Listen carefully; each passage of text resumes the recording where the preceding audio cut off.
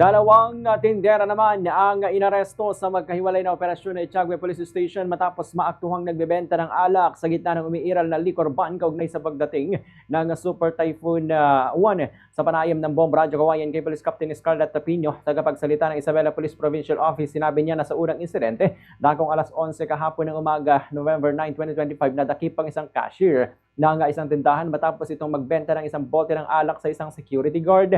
Sa ikalawang operasyon, bandang alas 12 ng tanghali sa barangay Silawan Sur, nahuli rin ang isa pang babaeng tindera na matapos naman na magbenta ng 2 bote ng alak sa isang residente ng barangay.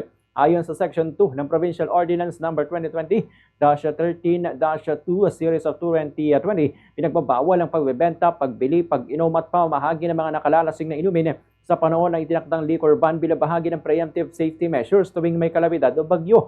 Ang sinumang lumalabag sa batas ay maaring pagmultahin ng 2,000 pesos hanggang 5,000 pesos o makulong ng hanggang 6 na buwan depende sa bigat ng paglabag. Agad naman dinala sa Etiagüe Police Station ang mga tindera para sa dokumentasyon at pagbabayad ng kaukulang multa matapos makipag-ugnayan ang pulisya sa LGU Etiagüe at sa mga opisyal ng barangay para sa pag-i-issue ng ticket.